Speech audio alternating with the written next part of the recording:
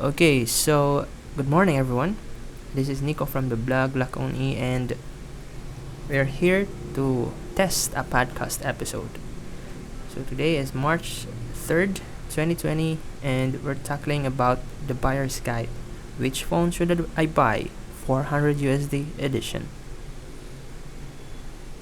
Okay, before we start, before we dive into those phones, let's first examine the criteria.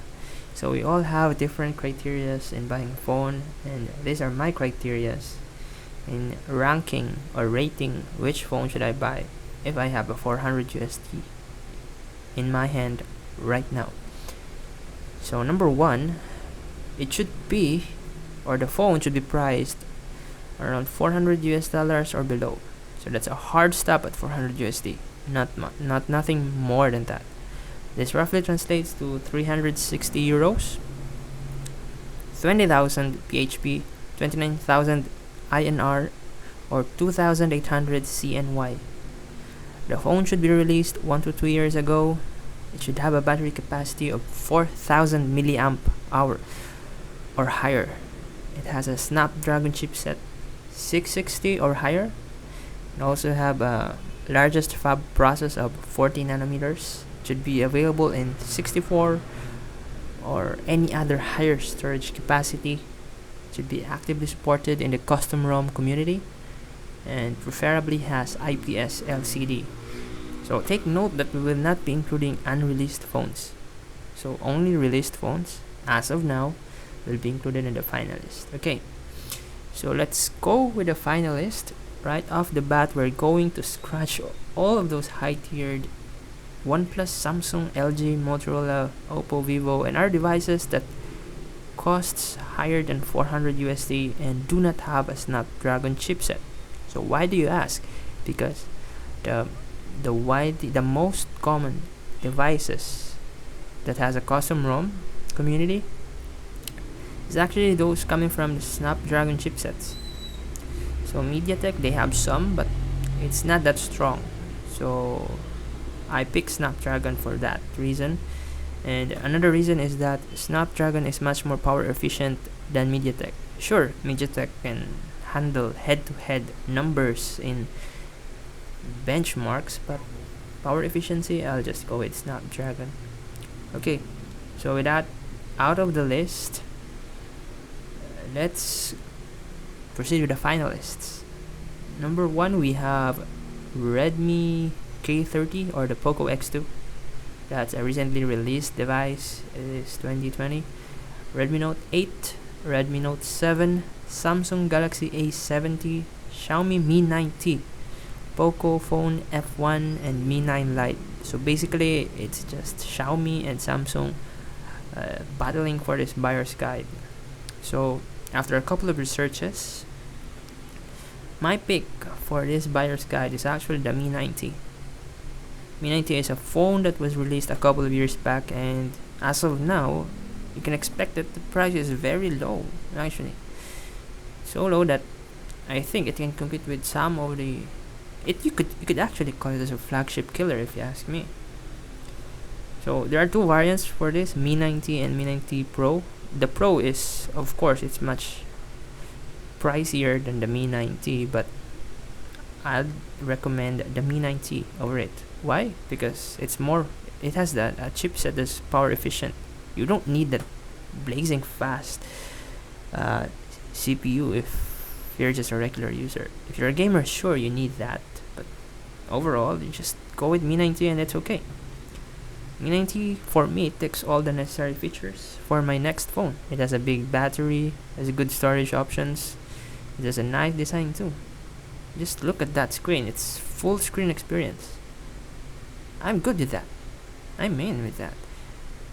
There's also a pop-up camera, which for me it's not a make or break decision for them, but it is cool. It's cool for me. I don't use it that much. I'm not a fan of selfies, but it's cool that it's there.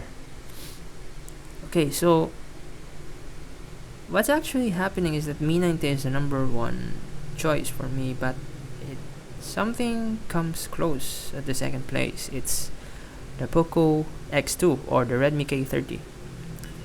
One thing I don't like about the Mi 9T is its screen. Yeah, surprisingly, it's the screen. It's not the screen design, but it's not. I mean, it's not the screen implementation.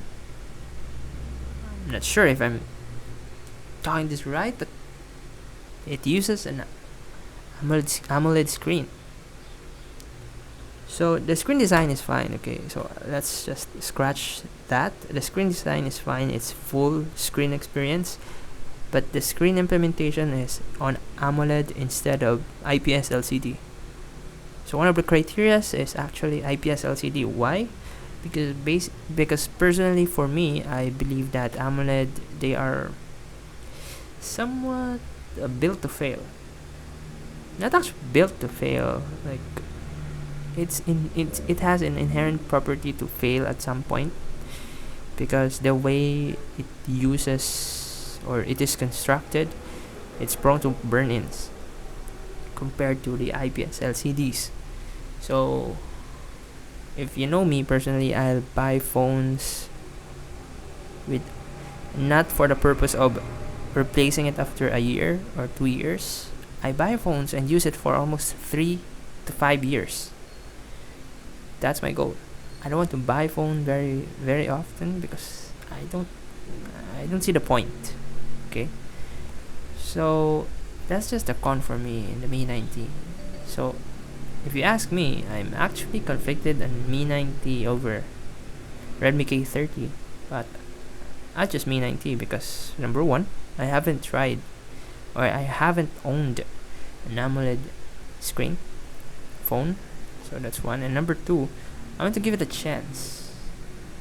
Though personally, something within me is telling that I'm going to experience burn in a couple of years, like the second year, because I like using the phone too much. Like I read static content for an hour. Yeah, that's on me because I have a hobby. Like for example, I'm going to play the guitar and I need to read these things. I'll just put the screen on there and turn on the always on display. This is not the lock screen, okay? This is an app that stops the phone from turning off itself, turning the screen off.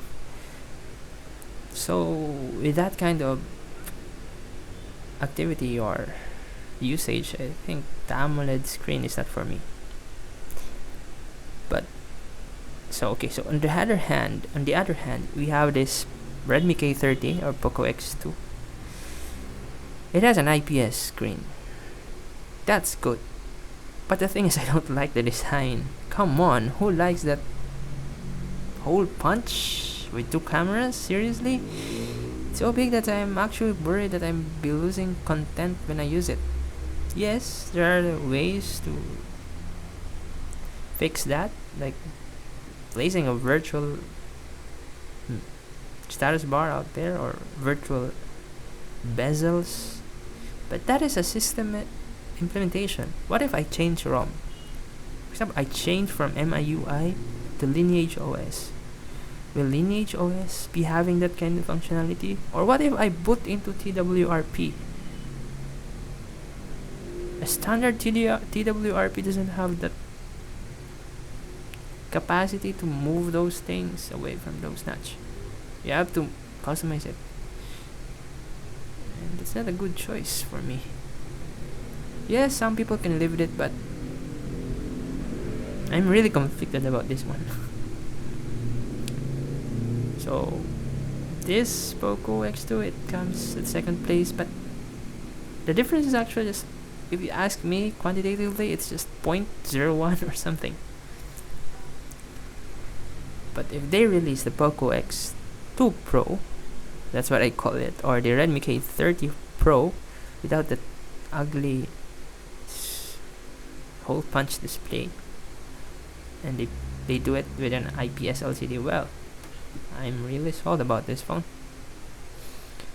And yeah, so that's about it for this month's Buyer's Guide. With all the phones out there, I seriously recommend to check this phone out, Mi 9T. you will have burn-ins if you don't take care of it that much. So if that's not your thing, just go ahead and buy the Redmi K30. It's worth your money. Okay, so this is Nico, and this is for the test podcast and